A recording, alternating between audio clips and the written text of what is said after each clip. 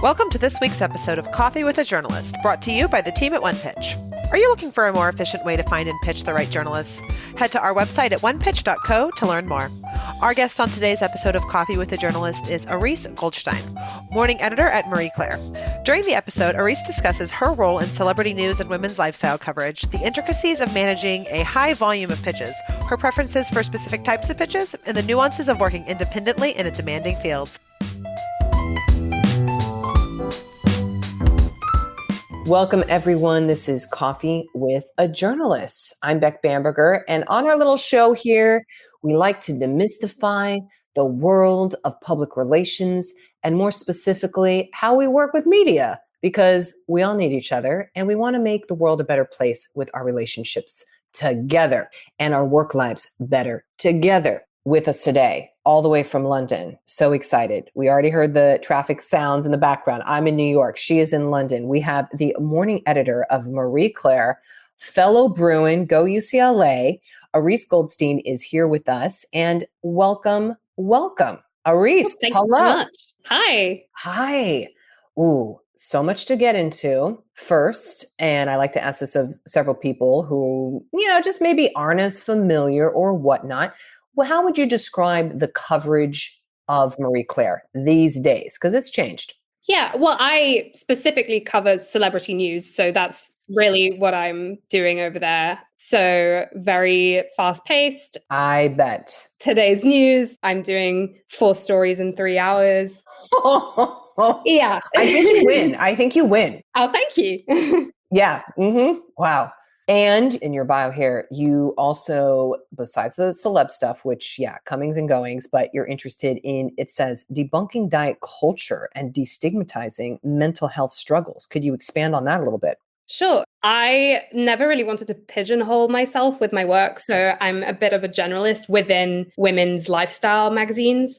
And those two things are things that have affected me strongly in my life. So they're things that I've wanted to explore and bring conversations that aren't necessarily being had to more people.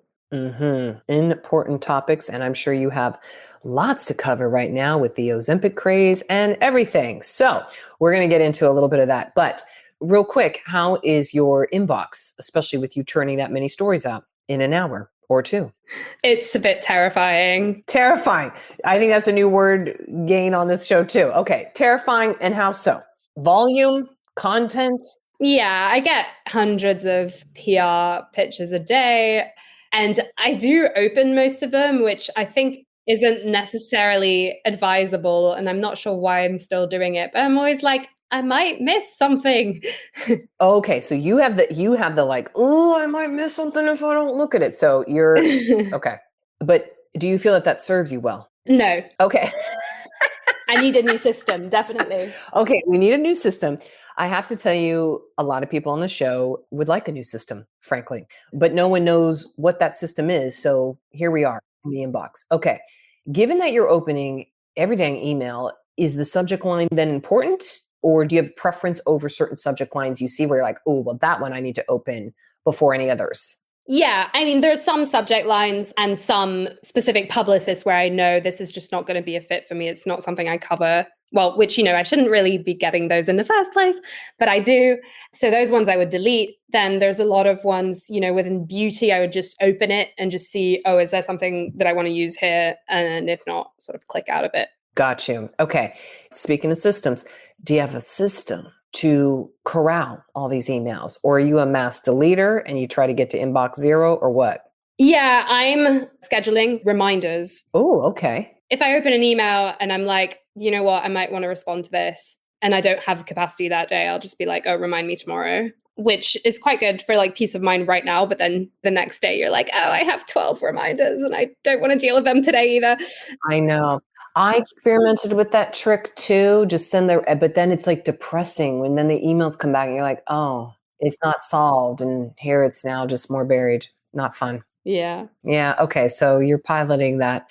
Okay. Tell us, what are the emails you love to get? And more specifically, the pitches you love to get, as specific as you can get, because we don't want to hear just like, oh, if it's about, I'm sure like it's about something juicy with celebrity, obviously, but tell us more.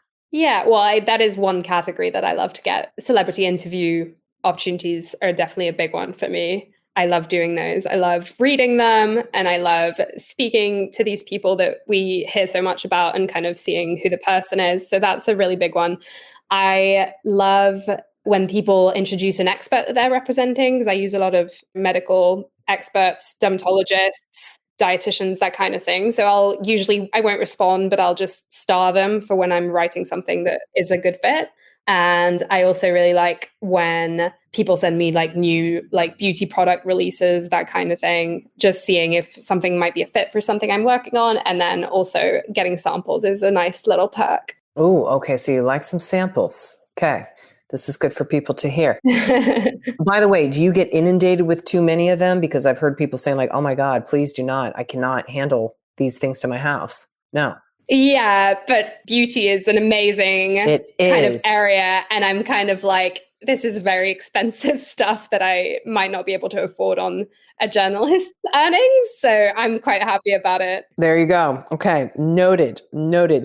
I'm a little curious about the perfect kind of celeb pitch, because I would imagine some of the representation doesn't want to tell you certain things, but then maybe they want to tell you positive things. Like you have Hailey Bieber, who's having her cute little baby bumps and everything. We like that, but there's some stuff that's maybe not as positive. So how does that look? Pitches from the actual publicist representing celebs. I've never done an interview where I'm like grilling someone or trying to get some dirt out of someone. Obviously, if someone's just been in like a huge controversy and they're like pitched to me, I'm not going to pursue that. I don't really have an interest in like creating greater controversy. So usually it is actually quite straightforward. I mean, you'll get the odd publicist saying, please don't bring up this one topic or whatever. But usually with the kinds of interviews I do, it's quite friendly. Yeah, yours are, I want to be clear for everyone who's wondering like, oh, is she getting like dirt? No. It's like Prince Harry arriving to St. Paul's Cathedral. Sandra Bullock wants to work with Keanu Reeves again, Before I Die movie. Like it's positive type of stuff, which I think is refreshing, actually. Yeah, I mean, most of that stuff I'm not getting any publicist pitches. Yeah. To inform that. The thing where publicists will come in for a news story would be if someone's wearing a specific product or like referenced a specific product, or sometimes I get, Spotify pitches about something someone said on a podcast, that kind of thing, or people will request that I change something in an article. Could I actually say something on that? Oh, please. Yes. Corrections corner. Obviously, I have no obligation to add your brand in afterwards. I do it sometimes as a courtesy. That's generous. But yeah, proactive is good. So if you're seeing a celebrity wear your brand one day and you haven't pitched it, and then I'm writing the story and I didn't know, I mean, I would prefer if the pitch had been sent the day before, if that makes sense. Yes. Okay. So it sounds like you will accept with some grace some follow-up emails with slight modifications when appropriate. Yeah, if someone's wearing a brand, like that can be really helpful for us, with affiliate marketing and all that stuff. Yeah, okay. Everybody needs to note that. Okay, now we also heard you like samples. So how can people build relationships with you where they go, okay, you're going to open my email? Is it, for example, tea time in London, or you like, I never want to see you, just please send me an email. That's good. No, I love meeting publicists. Oh, we have a fan. Okay. I think it's really important to take that time and sort of ask questions. I agree. Because I get so many pitches from people that just like, they're not relevant to me or my work. And I know that this is a common problem. And it's kind of like, well, what are you doing? This is a waste of your time. It's a waste of my time. Yeah. Why do you think that happens, by the way? I'm pretty mystified by it, to be honest. I mean, you'd think that someone would want to pitch someone who made sense for their client. Yeah, but it doesn't make sense. And maybe your client told you to send out all these emails, or someone told you to send out 200.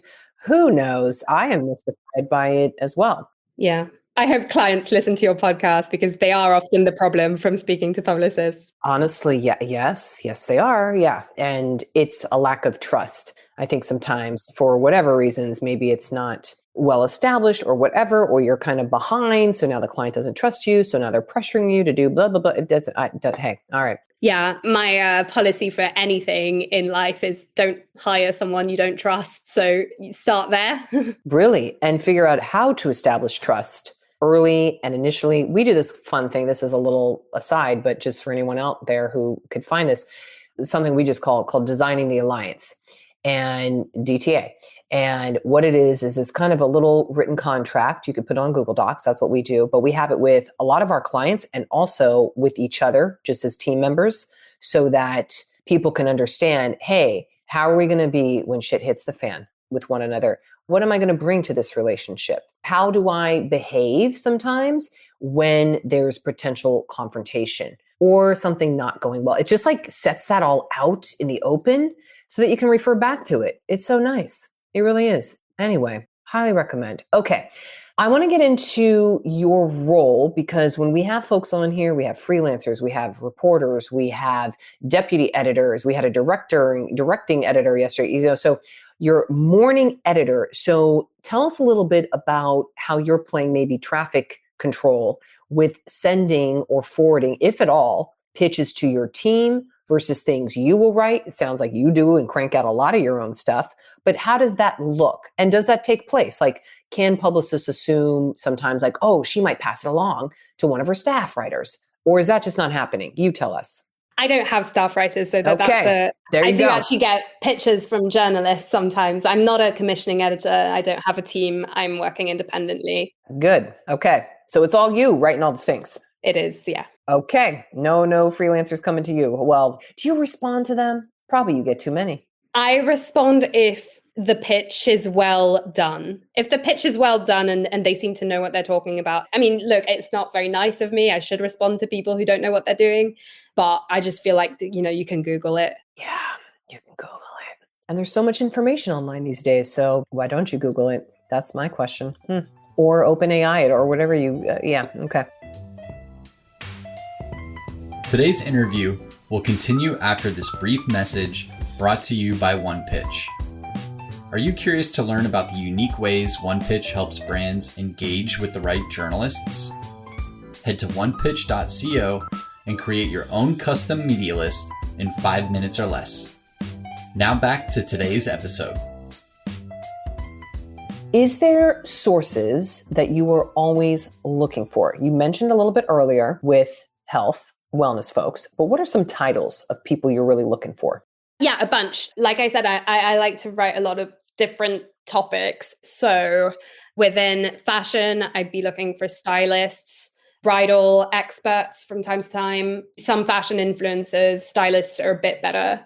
Within beauty, some influencers, some estheticians, mainly dermatologists. Dermatologists, yep. I've been hearing that a lot lately on this show too. People love skin. Oh my God, I love a dermatologist. Like, they're so smart and they always know how to talk about their subjects so well. And they're just a dream as sources, to be honest. And there are a lot out there. There are. And then also, sorry, I forgot to say hair care, hairstylists, beauty, makeup artists. And scalp experts. What are those folks called? Have you heard of this? Trichologists. Yes, trichologists. I see that this is an up and coming field. Yeah, which is much needed, and it's a great one for hair care stories. I write a lot of commerce within those categories.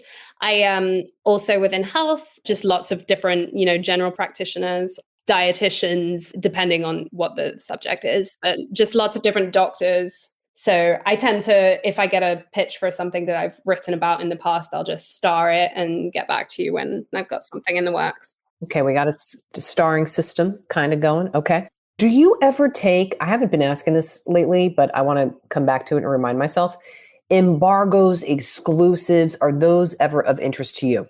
Only in a context of interviews.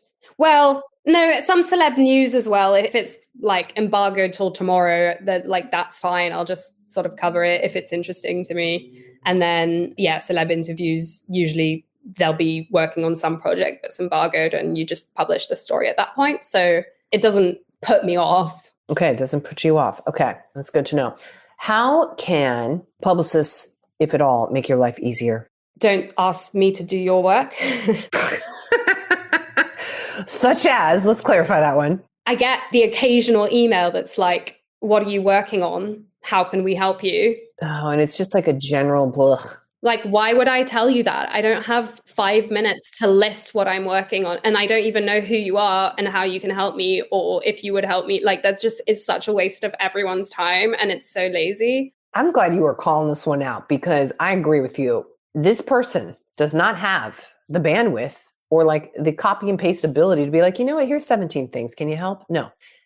But tell me if you prefer this, because I've seen people do this. Hey, Susie, here are my 3 new clients. Here's what's up with them. This angle, kind of like a little digest. Are those ever helpful for you? If, of course, it's in your coverage area? Yeah, I'll star something if there's an expert within it that would be useful to me. I rarely want to be pitched story angles. I know like that's probably something that's more suited to a staff editor, but it's not like going to put me off completely, but I rarely will sort of use your story angles. So I'd rather just have the contact for the expert. Yes. So boom, here's the expert. Take it from here. Got you. Is there anything with pitches that really just grind your gears that we just want to put out there? Tell us, Iris. I mean, there's a lot of stuff. Okay. Let's dish it. I was like, you got to be specific. Yeah. Yeah. Not doing your basic research. Like I don't write about cars and I don't write about, I don't know, weightlifting. I mean, I might write about weightlifting in the future, but I don't at the moment. Like, just see what I've written about. I mean, there's a lot of different things. Don't say you loved so-and-so article I wrote. Like, you didn't. You just Googled it and like put it in when like a really big block of text, no images, unclear what you're selling me. Yeah. No links. Oh, no links. Yeah. No links. Oh, it's common. Really? But are there attachments? Sometimes not. Huh? I got an email the other day that was a follow-up in a new thread. So it didn't have the original email in it. It said, just following up, will you be free for this event with first name? Oh, no. And I was literally like, who is first name? What is this event? I've never heard of you. I've never spoken to you. What's going on? Oh, no. Oh, that's bad. I'm sorry. Oh, that's bad. Well, it's kind of funny and I feel bad. I mean, your job seems really hard and we're always like bashing you. It is hard, but it's in a way, it's simple. And with just a little bit of, I like to say, slow is smooth and smooth is fast. Slow it down. Spend 2 minutes. Look at that reporter. Oh, you know what? They don't cover autos. Okay. Skip. Not a fit. It's just, there's such pressure, I think, with, oh my God, I got to get out these 47 pitches. I'll just copy, pray and spray, just boom, boom, boom. And it's like, no. Yeah, I think, I mean, clients are often the problem with the pressure behind, but I just feel like, why are they hiring someone if they don't trust the work they're doing? And also just like in their interest, that's going to put people off more than it's going to get them on board. So really in their interest, they should leave the professionals to do their work, how they see fit. I know. Or, and I hate to say it, but fire your clients. That sounds scary though, but fire your clients. If you're in a spot, all the maybe elder publicists who are running the shops, we've done that a number of times. And it can hurt in moments where you're like, ooh, but that money is so good, right? But when you have your values and those are tight. Like, think about it this way. I mean, if the journalist is getting bad pitches from you because you have a bad client, then that's hurting your relationship with them and it's hurting all your other clients' chances of getting a feature. It is. It's a long game view, but sometimes people are not playing the long game, or I don't know. Anyway, we don't have enough time on this show to get into it, but I do have a last little part here, a rapid fire set of questions. So are you ready? Let's do it. Iris, let's go. First off, phone or video interview? Phone for a source, video if it's like an interview with that person, like the article. Yeah, you want to make sure it's the person. Okay. Bullet points or paragraphs in a pitch? Short paragraphs. Short paragraphs. Okay, we already covered then short or long pitches. So you want short, images attached, or a Dropbox zip file? Attached. How about email versus any DMs like on your Instagram or X or whatever we're calling it? No? No DMs. No DMs. None. Zero. Follow-ups? One and done. Okay. Direct or creative subject lines? This trips people up sometimes. Yeah, direct, but it's not like horrible if it's creative. Yeah. Yeah. No, dry is fine. I need to know what the pitch is about. Yeah. Dry is fine. That's my takeaway from this call. Dry is fine. God. Press release or media kit?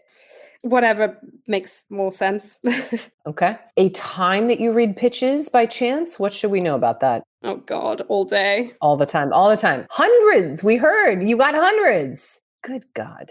Okay. And then we already covered sources. So my last question for you, is there anything we can tout, celebrate, highlight about your work, Marie Claire? Anything else? You got something going on? No, nothing in particular.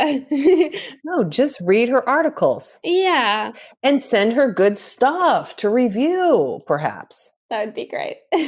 Gotcha. Yes. We don't get to ask that so often on here. Let's say, oh, my celebrity has a new brand.